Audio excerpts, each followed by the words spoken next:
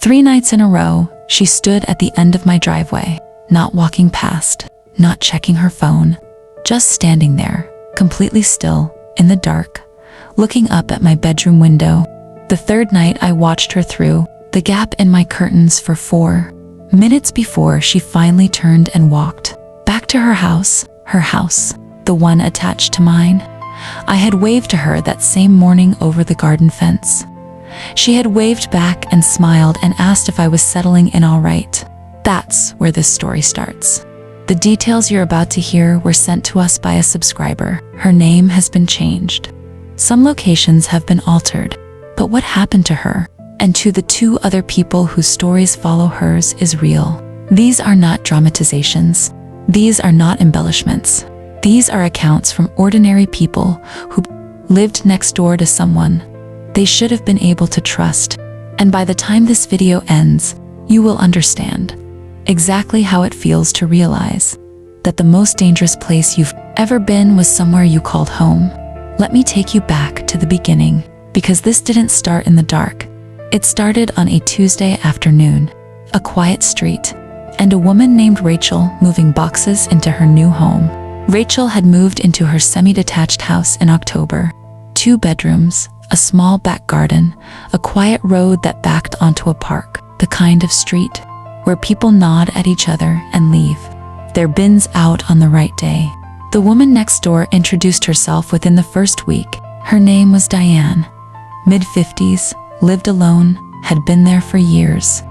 She was warm in the way people are when they're glad to have a new neighbor. She mentioned the local GP surgery, warned Rachel about the recycling schedule, offered to take in parcels. Rachel thought she'd been lucky. For the first month, she was right. The first thing Rachel began to notice, and she described it as something she initially dismissed entirely, was the curtains. Every time she came home from a shift, Diane's front curtains would move. Not dramatically, just a slight shift. The adjustment of someone stepping back from a window. She was a nurse. 12-hour shifts. She came home tired and hungry, and she told herself, older woman, lives alone, not much to do. Probably just watches the street for something to look at. She wasn't wrong about that last part. Rachel ignored the curtains for almost 3 months. Looking back, she said she spent those weeks finding excuses for behavior.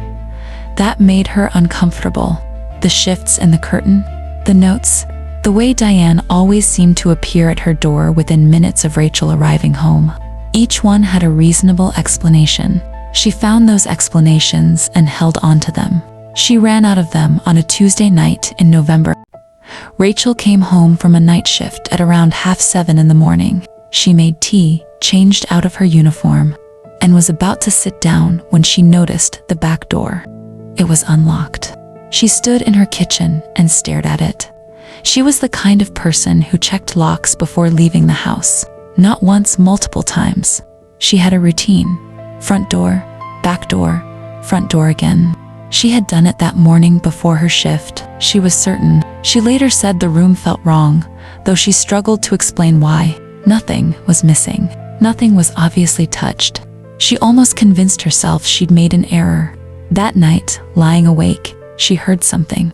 From downstairs, a single creak, low and deliberate from the hallway. The kind of sound made by someone who has learned which boards are loud and is stepping around them. She reached for her phone, and there was a text message on the screen. Unknown number. It had arrived at 1:47 a.m. 3 words. Are you awake? The only person who could have known she was awake at 1:47 in the morning was someone who could see her bedroom light was on. Someone close enough. Someone next door. Rachel did not call the police that night. She lay there until morning, then checked her front door security camera, a small device she'd installed when she moved in, largely forgotten about. The camera had a side angle she hadn't fully registered before. It caught part of the shared passage between the 2 houses. She scrolled back through the footage. At 11:22 p.m., Diane walked quietly through that passage. She tried Rachel's back gate. It was open. She walked into Rachel's back garden, and she stood there, looking up at the bedroom window. for 5 minutes. Then she walked back. Rachel scrolled further. 2 nights before, the same thing. 3 nights before that, the same thing. 6 weeks earlier, Diane had not stopped at the garden. She had walked to the back door and tried the handle. On one occasion, time-stamped, on camera, the door had opened. Diane had been inside the house. Rachel later said, watching that footage felt like the moment she realized she'd been wrong about everything. Everything she had, dismissed the curtains, the 2 warm welcomes, the parcel notes. The texts asking if she was settling in collapsed into a single, coherent, terrible picture.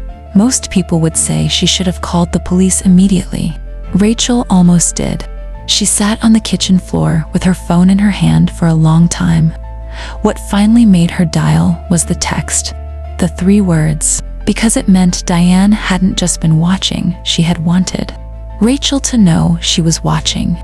Police attended and interviewed Diane. Diane was calm. She said she'd noticed Rachel's light on late and was worried about her.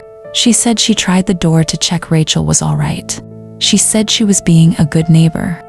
She said it with such quiet sincerity that Rachel told us the attending officer's expression shifted, just slightly, in a way that frightened her almost as much as the footage had. But the footage didn't shift. The timestamps didn't adjust themselves. Diane received a formal harassment warning. 3 months later, following a further incident, she had been found standing in the shared passage at 2 a.m. Police applied for a civil restraining order. Rachel moved out shortly after it was granted. She told us that for months after moving, she'd wake at odd hours and go downstairs to check the back door. Even now, years later, she can't sleep unless every curtain in the house is pulled completely closed. She said the curtains aren't about keeping anyone out. They're about not being able to see what might be looking in to people. The same street. One thought she was being a good neighbor. One lost months of sleep and eventually her home. That was story 1. Story 2 is set in a city, a modern apartment block, intercom system, the kind of building designed to feel safe. And it does feel safe. Right up until the moment a man named Marcus is standing on a step stool, changing a light bulb, and notices something about his smoke. Alarm that causes him to sit down on the floor of his own hallway and not move for a very long time. That story is next. Marcus had lived in his flat for 2 years when he started noticing things. He was in his early 30s. Ground floor flat, modern block. The kind of building with a key fob entry, a camera in the lift, and a management company that sent emails about recycling. He felt, by any reasonable measure, secure. His neighbor directly across the hall, flat 4B, was a man he knew only as Dan. Spoken perhaps 5 times in 2 years. Brief corridor exchanges. Don was somewhere in his mid-50s, quiet, kept the area outside his door tidy.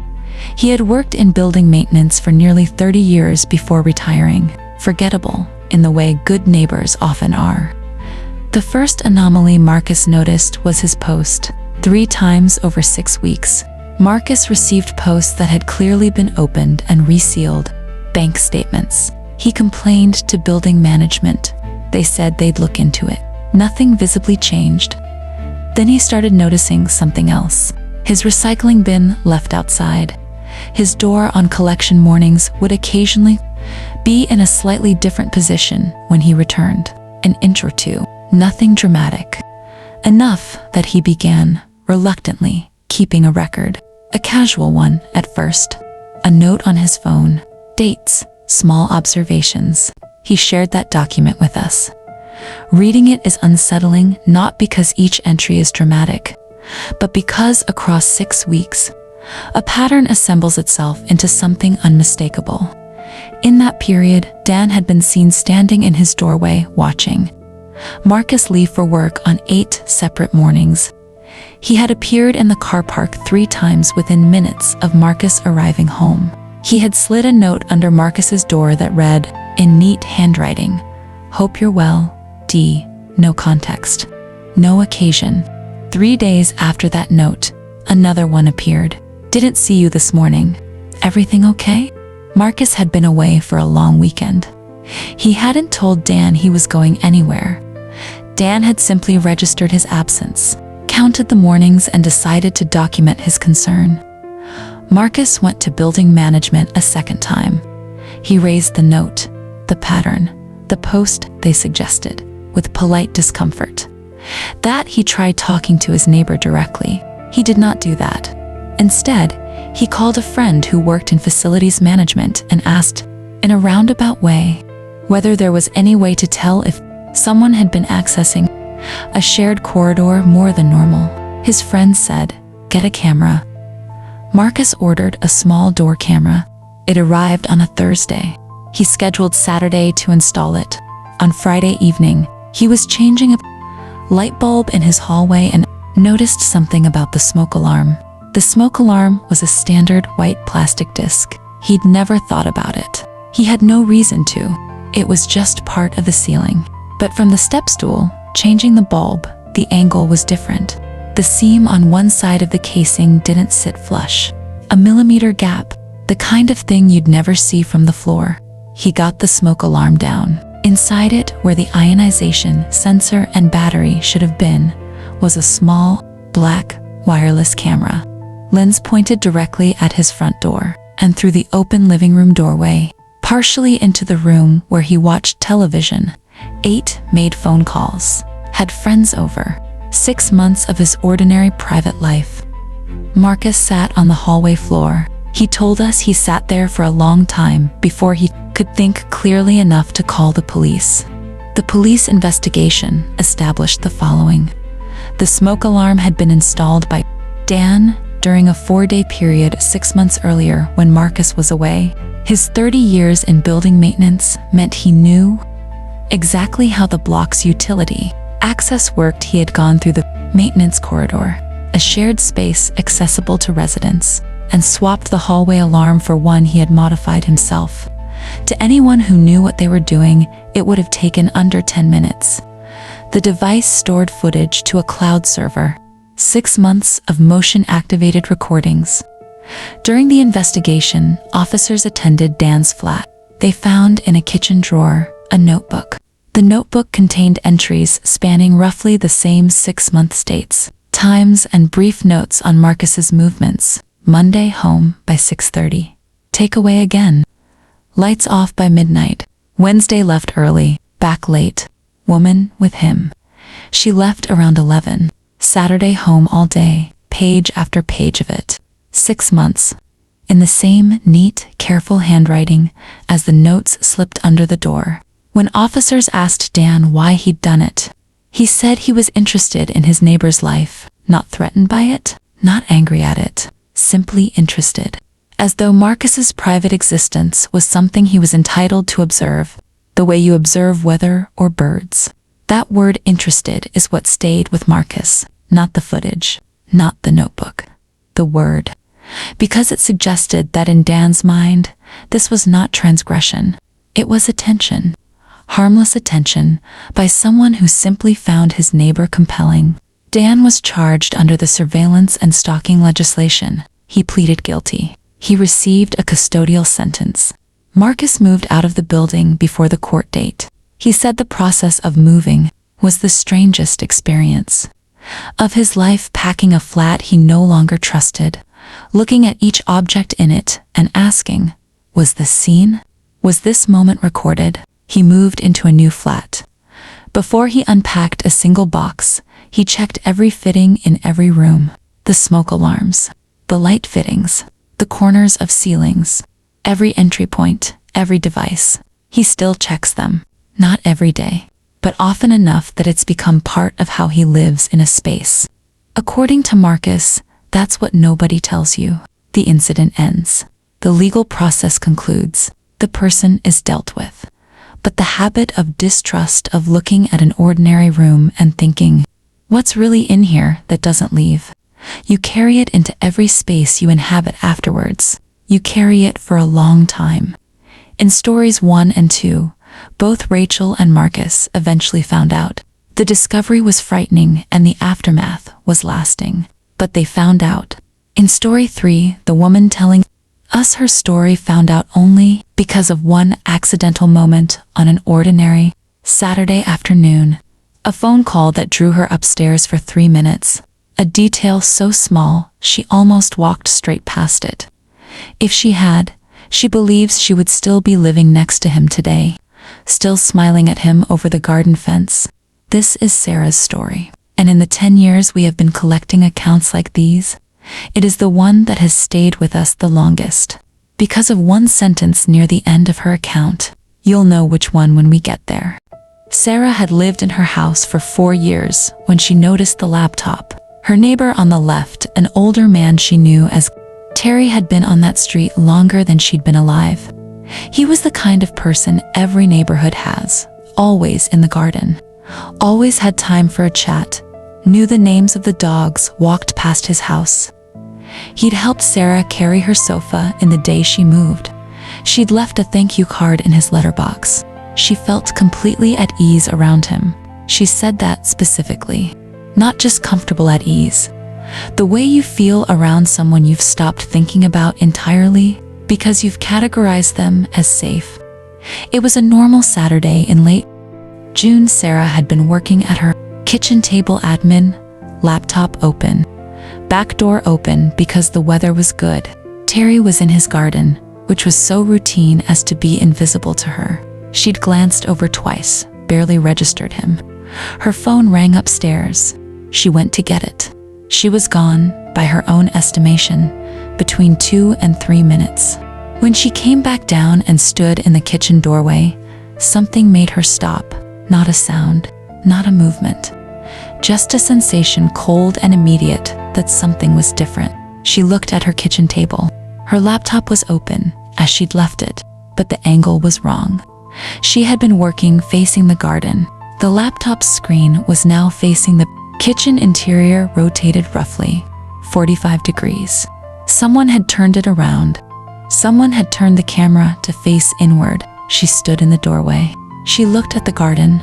Terry was on his side of the fence, deadheading something, not looking up. She sat down at the table. She closed the laptop, and then she opened it again and went into the security software she'd installed. On it, the previous year, a basic package, mostly used for remote access if the laptop was stolen. One of its functions was a camera activity log. She had not used the camera that morning. The log showed the camera had activated while she was upstairs. Sarah is an accountant. She is, by profession and by nature, someone who follows a thread. She did not panic. She made a cup of tea that she didn't drink, and she went through the camera logs systematically. Over the previous 6 weeks, the camera had activated 17 times. Always when she was away from the table for more than a few minutes. Always during daylight hours. Always on days when she had worked from home and left the back door open. She contacted a cybersecurity consultant that evening. He attended the following morning, ran diagnostics, and confirmed what she had already started to understand. Her laptop had been accessed remotely. Software had been installed, the kind that activates the camera and streams footage to an external device. The access point had been close range, her own home Wi-Fi network, accessed from outside the building. From outside, as in from the garden. The police investigation established that Terry had purchased a commercially available Wi-Fi-enabled device, legal to buy, small enough to hold in one hand, which brought within range of an unsecured home network, could install remote access software on connected devices.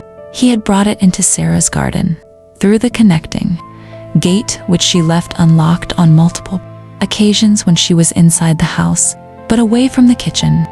He had been doing this for 6 weeks of recorded activity. Investigators could not establish exactly when he had started. The footage recovered from his device covered 6 weeks. It was entirely mundane. Sarah cooking. Sarah on the phone.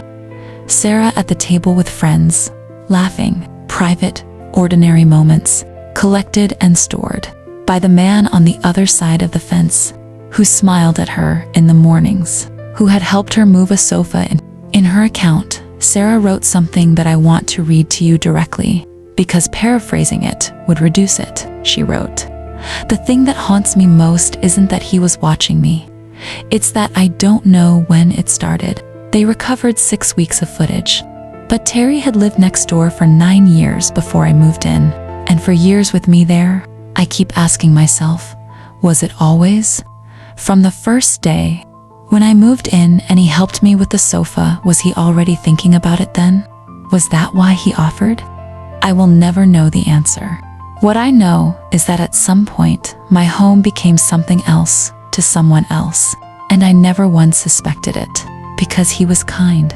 He was so consistently, thoroughly kind, and I keep thinking, that's not accidental. That's how you stay invisible. That's how you stay next door for years. Terry was charged under the Computer Misuse Act and the Protection from Harassment Act. He pleaded not guilty.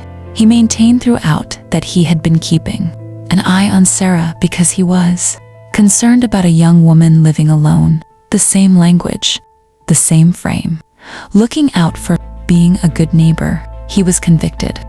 He received a suspended sentence and a restraining order, an outcome Sarah described as deeply inadequate and one she understood was the realistic ceiling of what the law currently provides in these cases. She sold the house before the verdict came in. She couldn't be in it anymore, not because of fear. She said she knew by then that he was no longer next door, but because every room had been changed. The kitchen she'd loved, the back door she'd always left, open in summer because the light came through it beautifully in the mornings. She could not be in those rooms the same way. He had looked at her life and decided it was something he could help himself to, and in doing so, he had taken something from every ordinary corner of it that she couldn't retrieve. She moved into a flat, ground floor, no garden, no fence. She said she doesn't miss having outdoor space. She said she wanted her story told for one reason only. If one person reads this and thinks to check their camera logs, or asks who has access to their Wi-Fi, or notices something small and trusts that instinct, instead of explaining it away, then something good has come from the worst thing that happened to me. 3 stories, Rachel, Marcus, Sarah. 3 different cities, 3 different types of intrusion. 3 neighbors who by every visible measure were ordinary people living ordinary lives next door. None of them announced what they were doing. None of them acted threatening or strange in the ways we've been taught to watch for. They waved. They helped. They were consistently kind. That is the thing worth taking away from all 3 accounts. Predatory behavior doesn't typically announce itself. It makes itself comfortable. It becomes part of the landscape. It offers to take in your parcels. We are not telling you these stories to make you afraid of every person who lives near you. Most people are exactly what they appear to be. Most neighborhoods are exactly as safe as they feel, but some are not. And the difference is rarely visible until you know where to look. If you're someone who has experienced something like what Rachel, Marcus, or Sarah went through, or if you've noticed something you can't quite explain and you've been talking yourself out of it, we want to hear from you. Our inbox is linked below, because the truth is, there are more accounts coming in, more ordinary people on ordinary streets who noticed something small and eventually understood what it meant. We will keep telling these stories because the more people who recognize the signs, the fewer people have to live through the aftermath. If this video affected you, if any part of it made you look up from your phone or glance toward your window, then subscribe and press the bell, not for the algorithm, because the next story is already in our inbox. And it starts, a wave over a fence, a note through a door, a neighbor who always seemed so perfectly, quietly fine. Stay aware. Trust what your instincts notice before your brain explains it away. And lock your back door.